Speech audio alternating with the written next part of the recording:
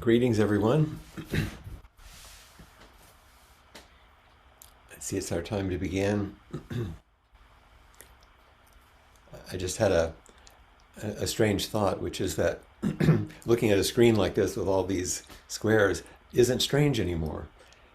It's sort of become our life. I mean, not all of our life, but I want to say, as I'm preparing to invite the bell for our beginning sitting, a small bell, the larger one that I typically use is over at the retreat center getting ready for retreat. But this one, I've shown you before, it's engraved. And I bought it in memory of Aaron's father, who's has passed away in 2011, but his 90th birthday was yesterday. And so I was kind of dedicating this to Bud. He was such a great guy. So let's begin our sitting.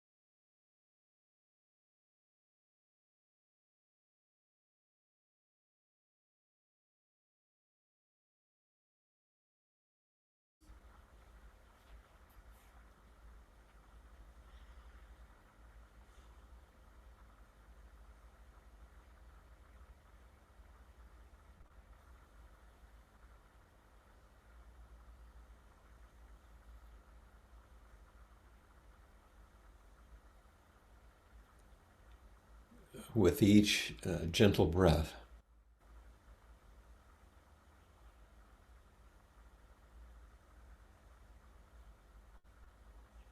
As you come to the bottom of each exhalation,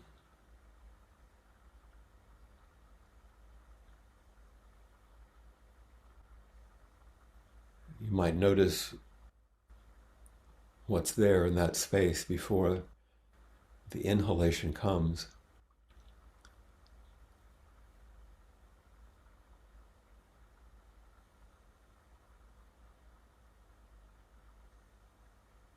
Can you allow the inhalation to rise on its own with no expectation that it would come, or that will move you somewhere forward in your life by arriving? It would just be an inhalation on its own.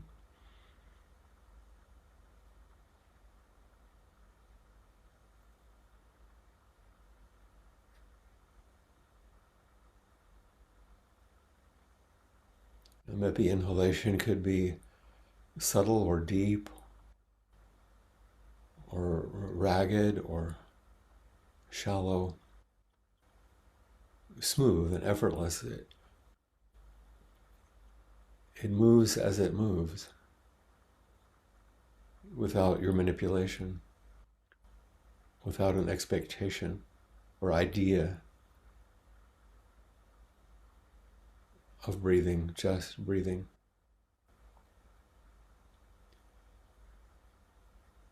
And then letting go, releasing into the next exhalation, without too many of these thoughts, actually, or my words.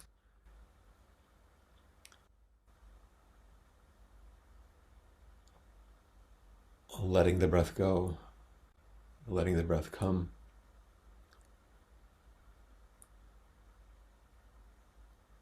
Letting life go, letting life come.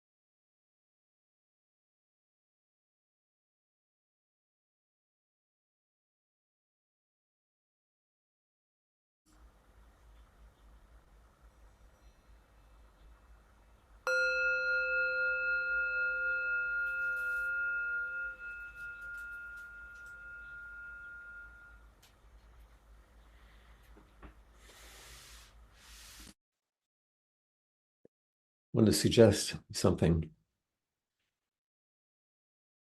As we do the verse of the robe, imagine that the breath is something that you wear, not something you're doing. Your body is breathing itself. So when we say vast is the robe, try saying vast is the breath, and let's see what happens. Vast is the breath of liberation, a formless field of benefaction, wearing the universal teaching. I realize the one true nature, thus harmonizing all being. Vast is the breath of liberation, a formless field of benefaction, wearing the universal teaching. I realize the one true nature, thus harmonizing all being. Vast is the breath of liberation, a formless field of benefaction, wearing the universal teaching. I realize the one true nature, thus harmonizing all being.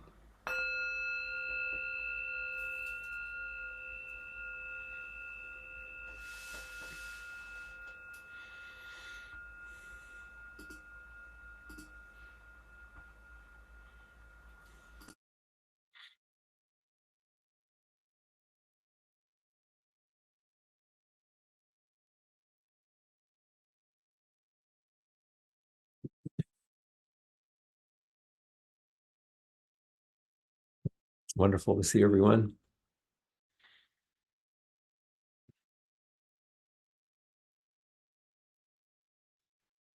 Maybe that was sort of a strange way to think about the breath, the foundational first foundation of mindfulness and the Buddhist teaching.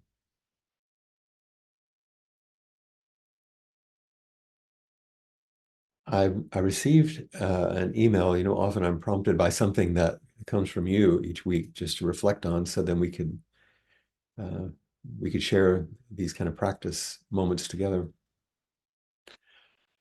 And many of you who are on the mailing list for the Open Door Zen community in Madison received the email from Don Coleman, which was an invitation to sit. And often different Sangha members will write such an invitation or a little prompt for the week of practice. And not all of you know Don. He's an amazing, wonderful, deep practitioner in Madison. He's quite a master of the practice of Tai Chi and a longtime Zen student. He and Catherine, his wife, have been teachers for a long time. They've studied in China and in the United States. And Don is, like many of us, reaching a certain age where sometimes health issues are becoming a challenge. And he's such a dear friend. And I've been honored to be part of their family. Each year when I would go to Madison, I would stay with him in their home for a long time until just recently. Watch their kids grow up and be so close to them as a couple. And I just felt kind of a tenderness with Don lately since he's had some health problems. And as I read what he sent, something began to move really powerfully and very surprisingly in me. Maybe it's because of some of the challenges I see all around me and with so many people, including here with me and Aaron. And what opened was I had no defense against it. It was unstoppable. It was sweet. It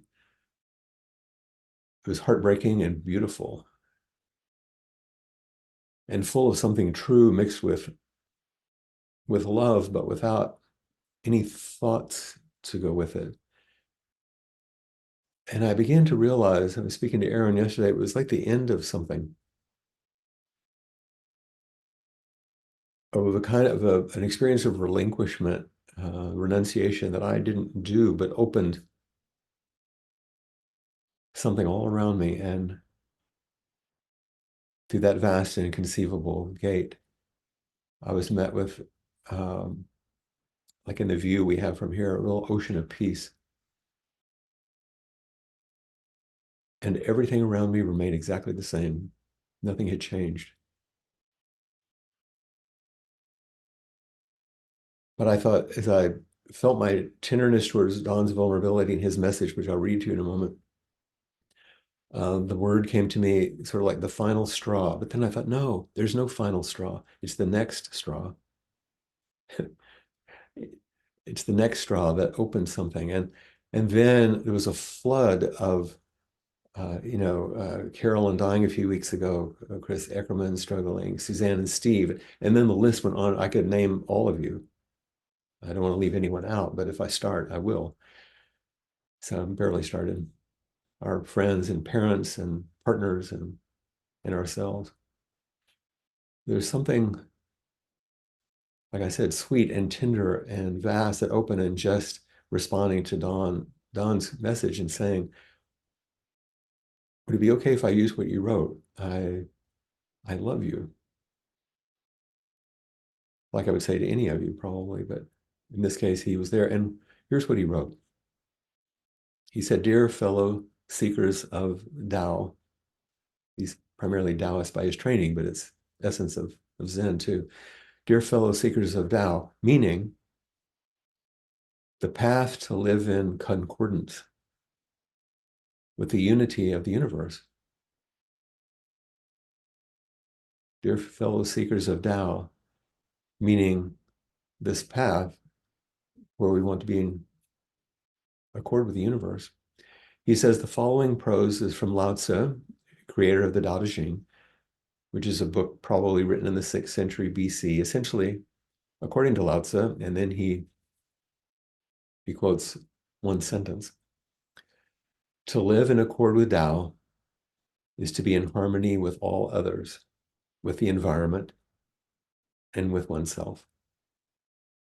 To live according to the Tao is to be in harmony with all others, with the environment, and with oneself. And then Don wrote, the following offering from Lao Tzu is, in my experience, the essence of Zen Buddhism. So it's like, oh, Don's going to give us the essence of Zen from Lao Tzu. And I think he did. This is what he copied. Some say, and this is Lao Tzu speaking, Don copied it in the email. Some say that my teaching is nonsense. Others call it lofty, but impractical. But to those who have looked inside themselves, this nonsense makes perfect sense. And to those who put it into practice, this loftiness has roots that go deep. I have just 3 things to teach: simplicity, patience, and compassion. These 3 are our great treasures. Simple in action and thoughts, you return to the source of being. Patience with both friends and enemies, you accord with the way things are. Compassionate toward yourself, you reconcile all being in the world.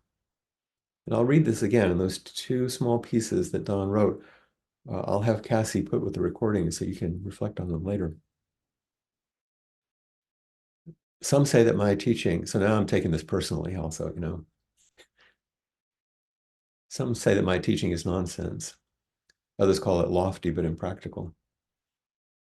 But to those who look inside themselves, this nonsense makes perfect sense. And to those who put it into practice, this loftiness has roots that go deep. I have just 3 things to teach: simplicity, patience, and compassion. These 3 are our greatest treasures. Simple in action and thoughts, you return to the source of being. Patience with both friends and enemies, you accord with the way things are. Compassionate toward yourself, you reconcile all being in the world.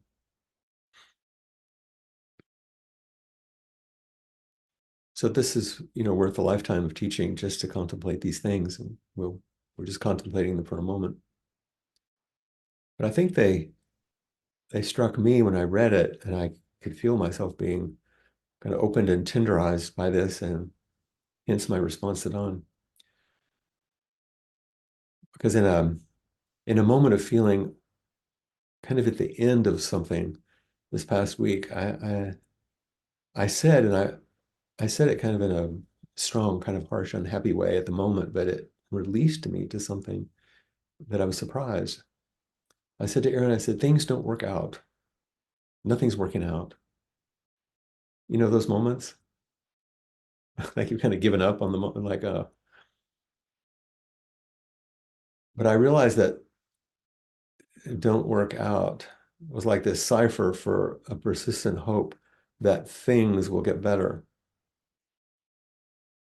that they'll go my way, that they might even become positive or good, and then maybe we would end all suffering. But what I began to open to, and just one step further down the line, is things don't get better. They don't work out, at least not in the ways we think they do. And if we can step beyond that surface hope and include that very vulnerable, tender human hope within it, but not stop there.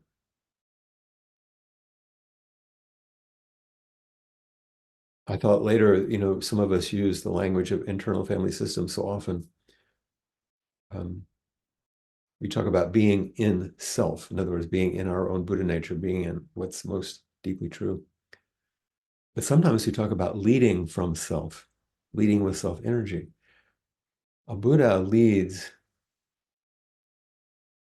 from profound relinquishment and an inconceivable trust as she moves in form in response to suffering beings, which are the only kind that there are. We're not in self. We don't end up in a special clarified place. We lead from, we live with.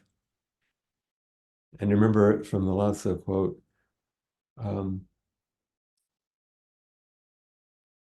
those who live in accordance with the Tao. So this is a radical letting go that I was trying to find a place for in myself, and a letting go that was going with, which is a long way away from being passive, actually, and a relinquishment of views and ideas and expectations that's also a really long way from nihilism or giving up or nothingness. It's an exquisitely gentle fierceness and a deeply grounded release and an intimacy that you've heard me say is embodied but inconceivable. All of this, I realized in responding to Don, was just love in action. It was just love in action. This gentle fierceness, this deeply grounded release, this intimacy that's embodied but inconceivable. It reminded me of a quote from Krishnamurti. And I've not really studied Krishnamurti quite a bit, but at the end of her life, this is what Joko was studying quite a bit. Nisargadatta and Krishnamurti. And I'm going to change the pronouns here to make it a little more contemporary, but I'm talking about freedom. Krishnamurti said, a person has to find it, freedom. A person has to find it through the mirror of relationship. Here we are. Through the understanding of the contents of one's own mind, through the observation, and not through intellectual analysis or introspective dissection, not through figuring it out or even psychological work. So how do we do this? How do we come to this tender place? How do we find ourselves moving as love in action, one breath at a time? Vast is the breath of liberation. It's interesting to say it that way, isn't it? A formless field of benefaction. The breath, not just my breath.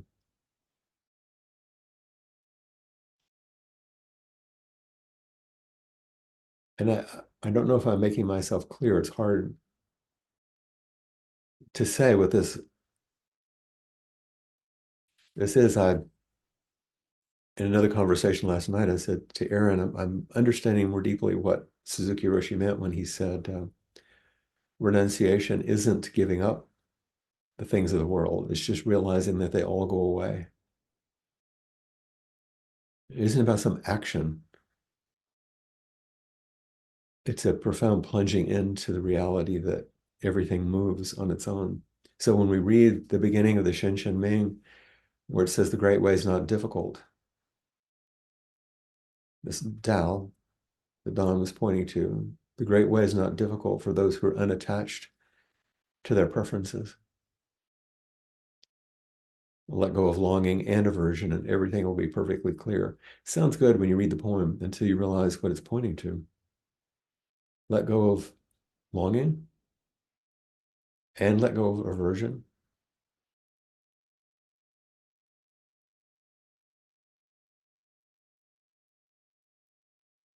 Each breath comes,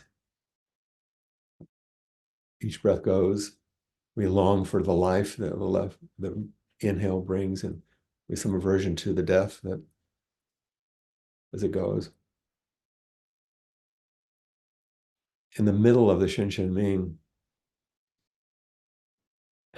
I'm partly reading this because it's what came to me and it was really resonating, but also Don and I talk about it a lot. It's one of our favorite shared pieces. Right in the middle of the longer Shin Shin Ming, it says, don't get tangled in the world. Don't lose yourself in emptiness. Don't get all caught up in everything that the world presents. Don't ignore it. But don't lose yourself in the space that opens through practice. You have to re-engage the world. The next line, be at peace in the oneness of things, and all errors will disappear by themselves. Not caught in inhale, exhale, just breathing. And then the next line is exactly Don's message. Senkan in the Shin Shin Ming says, if you don't live the Tao, if you don't live the Tao, it doesn't say believe in it, understand it, figure it out, preach it to others. If you don't live the Tao, you fall into assertion or denial. Asserting that the world is real, you're blind to its deeper reality. This is real. This stuff is real. I've got to deal with it. You're blind to the deeper reality. Denying that the world is real, oh, it's all empty. You're blind to the selflessness of all things.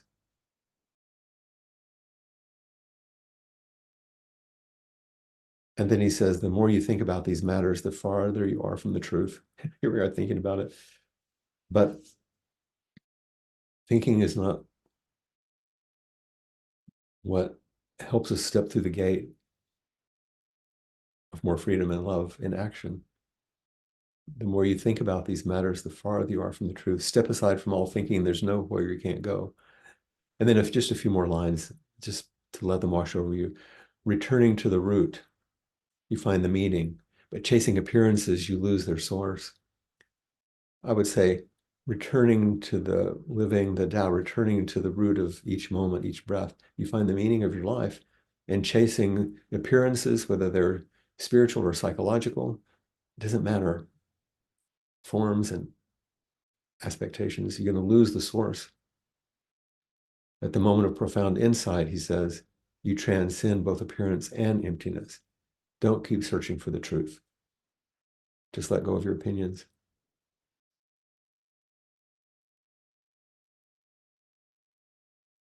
This is hard to talk about and difficult to convey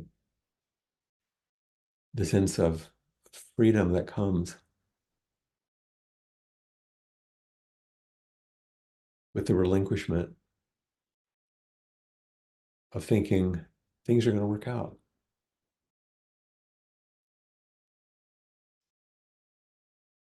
since I remember that one quote from Krishnamurti, I looked up something else, and this sounds a little tangly, but I liked it because it says, he said, total negation, it's the way I'm talking about letting go, is the essence of the positive. What? When there is negation of all those things that thought has brought about psychologically, in other words, when you let go of all that stuff you thought you were sure of, now I've got it. Only then there is love, which is compassion and intelligence.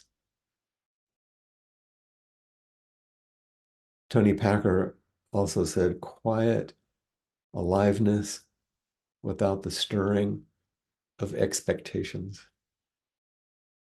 It's one of the best descriptions of Zazen I've ever heard. Quiet aliveness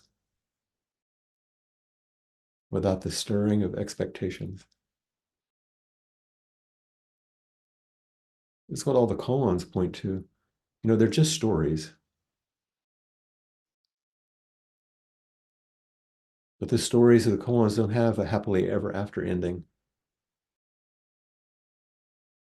And most of the time, they don't make much conventional sense. They did for the folks who were in the story, but so fortunately, because they don't make conventional sense, they can't be grasped by the intellect and worked out so that you can have the happy ending. Things don't work out. They go like they go. But we can enter the quiet aliveness at the center of things without the stirring of expectations. And there we find love and intelligence. We find wisdom and compassion. We find something as simple and as self-conscious as finding a tear running down your face when you read an email from an old friend who's been ill and you're worried about.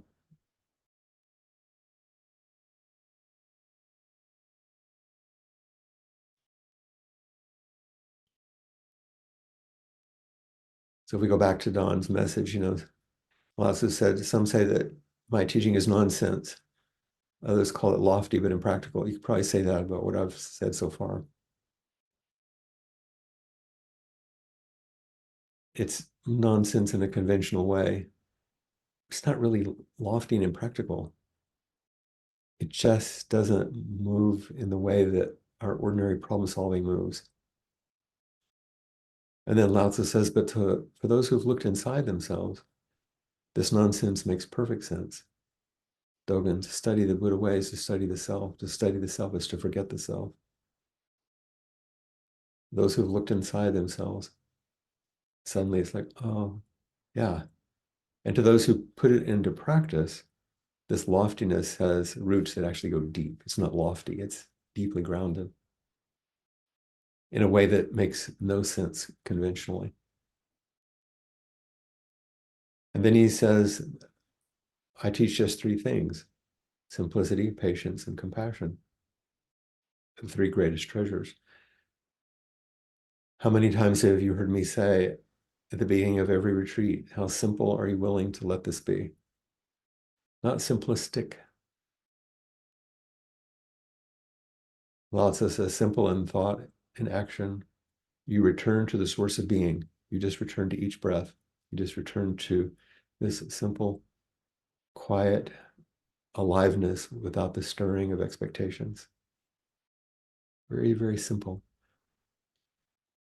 Patience, number two, with both friends and enemies. You accord with the way things are. Patience, I would say composure with the way friends pull us and push us, the way enemies push us and pull us. Composure in practice, patience, forbearance,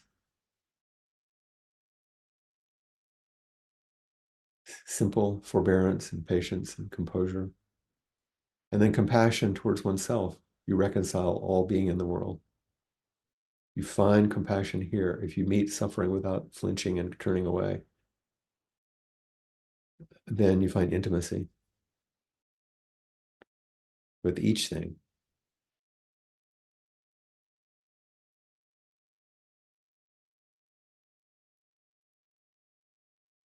Maybe that's enough. to live the Tao,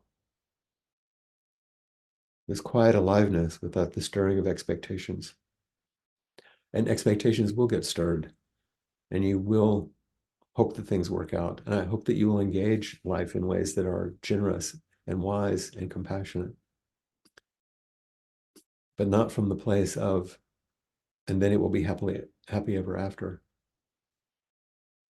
That we'll be able to go to the next straw, the next thing, as we watch each other live and do beautiful things and have exciting moments and lovely days with each other, and watch each other die and have difficult moments, breathing in, breathing out, and letting go of it all.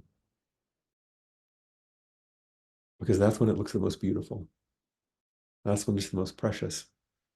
And maybe this sounds like nonsense or impractical, but you can always ask. So let's do that.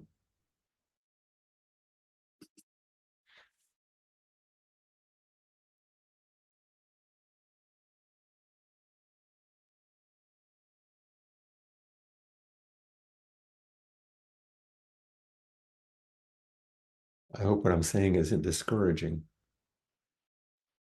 It's one of the most encouraging things I've experienced in my practice recently, actually.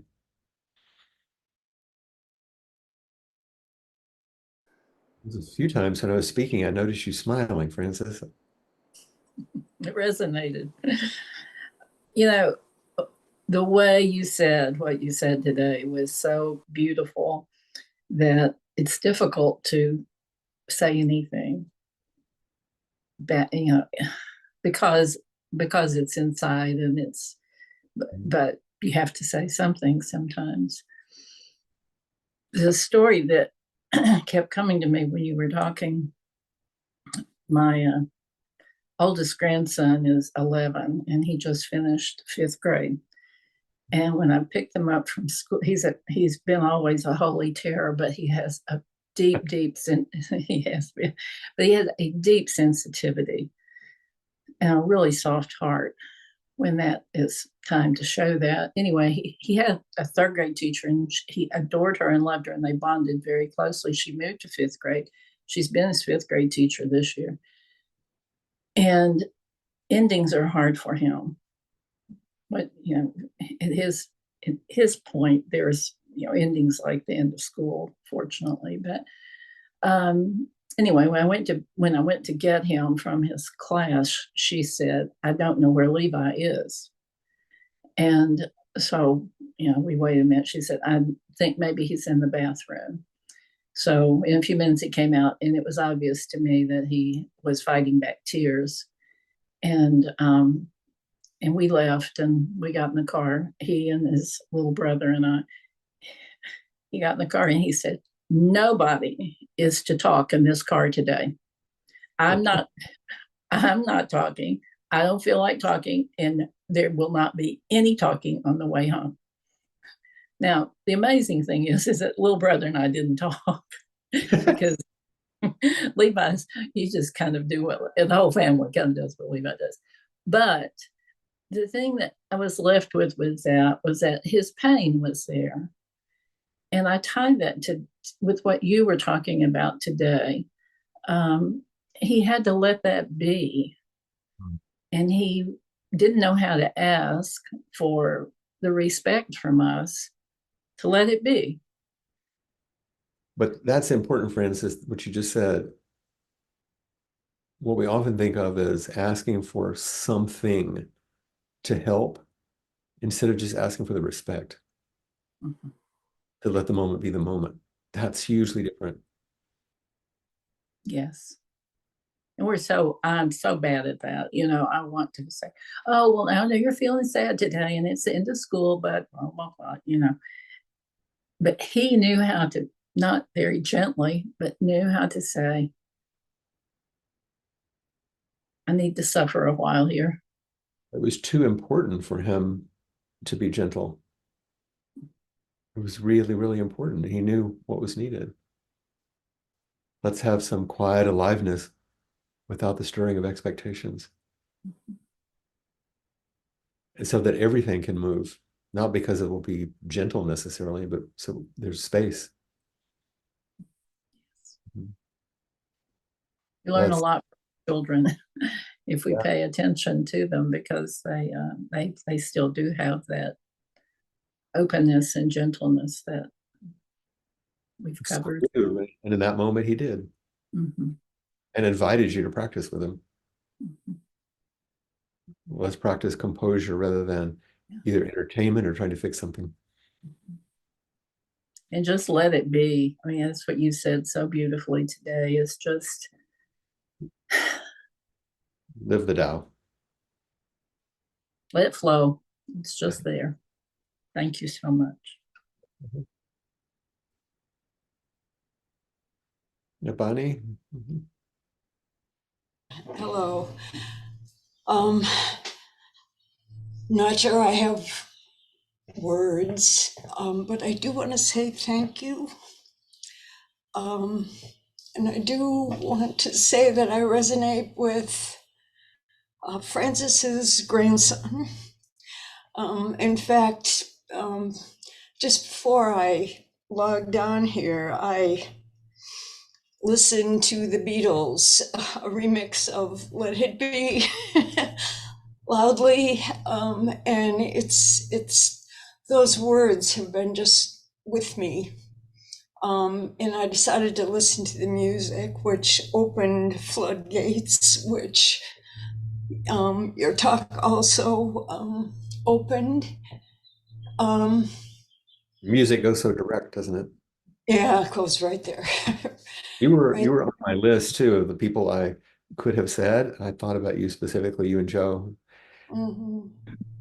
Things don't work out, and then you step further and it goes deeper, and there's love in action.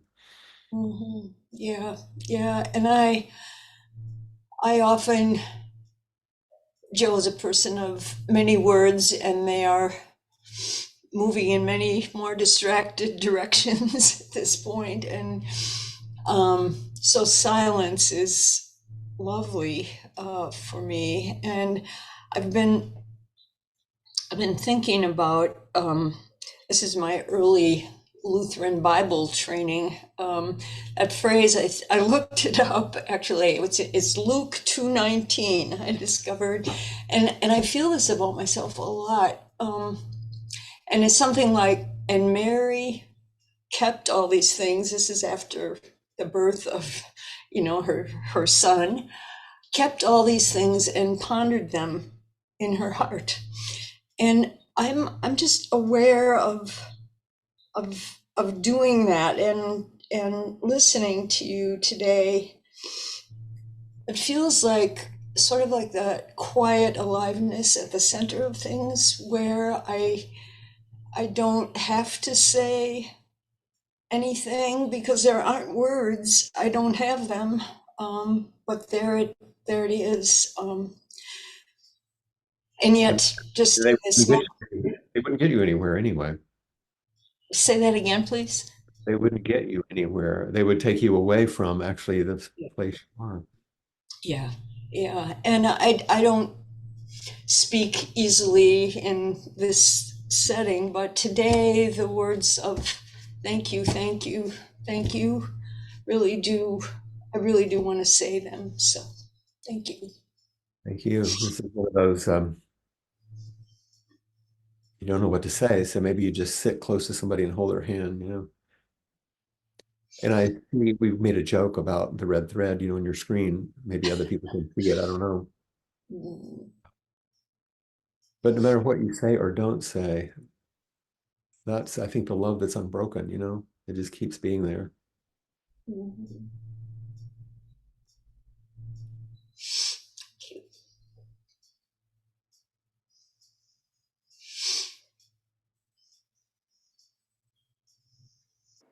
You been?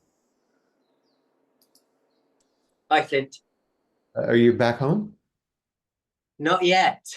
No, I'm in LA Huh? for another one night. Yeah, so I go back. Yeah, tomorrow evening.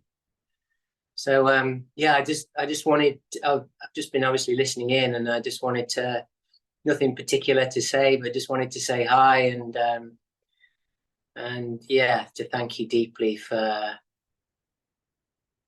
your support, guidance, and wisdom. Quite welcome. It was wonderful to spend time with you, of course, in person here, Yeah, and then to know how your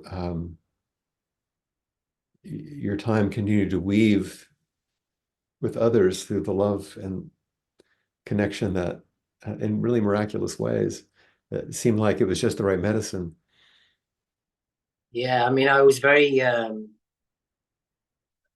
doubtful whether I could even make the trip and whether it was going to be helpful or not. But having spoken to one or two people in the UK, they were like, "Well, you won't know unless you do it."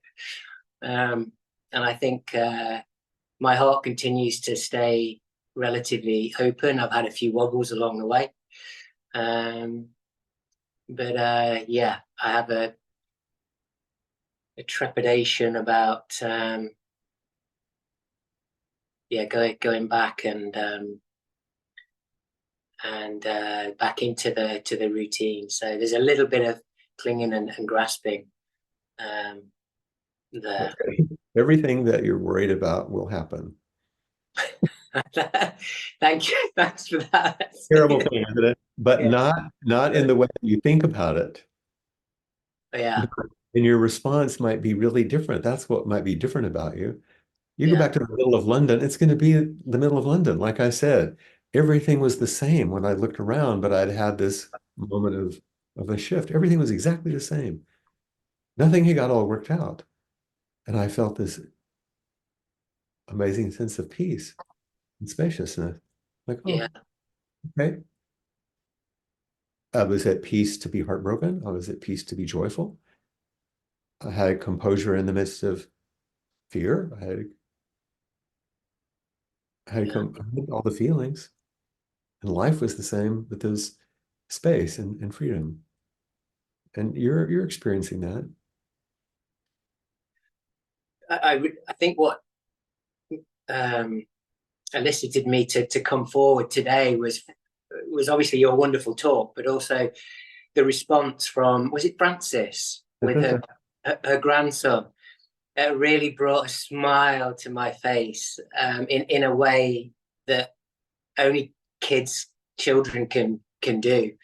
And obviously the context was slightly challenging for obviously the little boy, but yeah, it's amazing what you can learn from just observing and communicating with children, and that's yeah. And that was you. You know, he was powerfully touched by the ending of something important to him. Mm, And you were carrying an ending of the time you yeah, were here. yeah. It And feels it feels like that, and I can feel that emotion coming up. You know, I can feel that. You know, it's been an amazing a trip of a lifetime, and I'm so grateful and thankful for that. And now it's coming to an end, and the conventional reality will kick back in, and that will be, as you say, that'll be what it'll be, and that'll be fine too. Um, but yeah, I can't say, words don't convey how thankful I am to this process, this sangha, yourself, and the people that have been so supportive to each other and to me. So yeah. thank you. And others, I'm sure, if they would line up to say thank you for the way that you encouraged and inspired them by your participation with all the struggles that you had. You know, this is how we help each other. I hope you have a smooth, long, long flight from LA to Heathrow, and then you're going to land in Heathrow. Oh Lord, you know. Yeah, like, Um, hold on a minute, I'm drowning here. You're describing the water, Flint. I'm just kidding. one little moment at a time, one breath at a time. Yeah. Thank you. Thank you. Thank you. Thank you. Delight to see you. And Rosemary is up next. Rosemary's about to get on a plane, come the other way. Yes, I am. And yes, so I have a question. So, as you know, I'm approaching the Jukai ceremony in Hawaii, and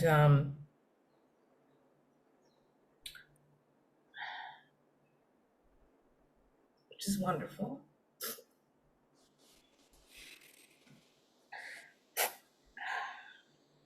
And yeah, at the same time, I think that I approach a lot of things in life like a test. And that's my question is, how do I approach something this moving and not not have expectations of myself as I move through it. Lovingly meet every one of those expectations.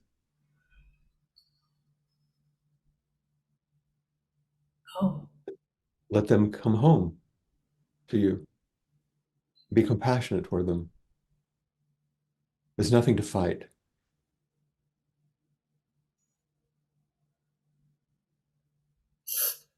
They're just longings for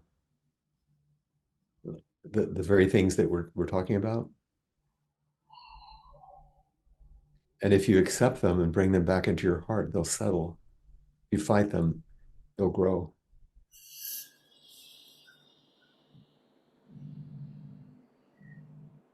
okay. Yeah, you'll be okay.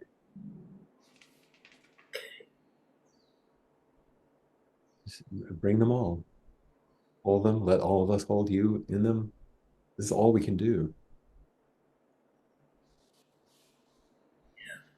Yeah. Thank you. Look forward to being with you soon. Same here. Love you, Flint. What a good day to be together.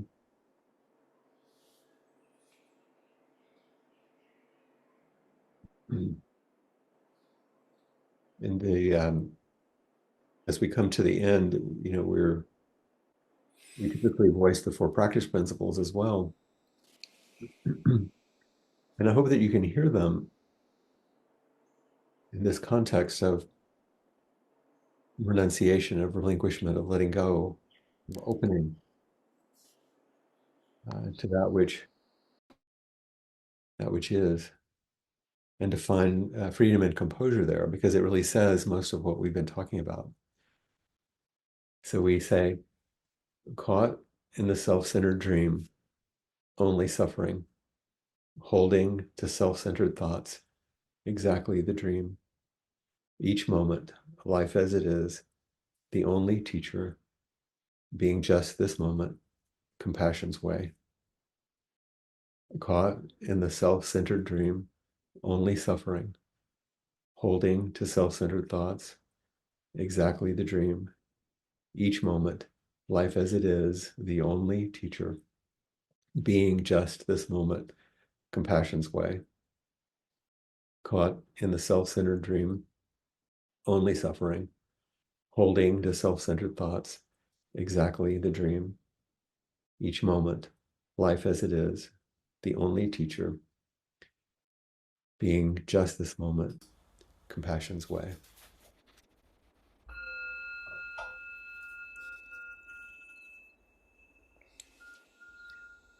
And by the way, I see at least one person, I see Zinke, who I've been in contact with lately, and these chants are a little different than some of the ones we've done at San Francisco Zen Center, but you can find them on the Appamada website. So,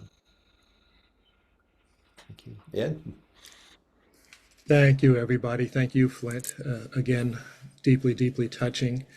And I just want to remind everybody that Appamada's programs and facilities are supported through your generosity. So please know your support makes a huge difference.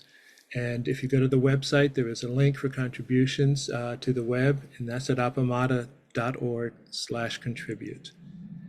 And if you'd like to continue to meet for a little while, for another 30 minutes or 29 at this point, and share, just simply connect after Flint's inquiry. Please just stay online, join myself and others for the after inquiry, and we will do that for our online porch. And just stay where you are, pop yourself into gallery view. Mahalo.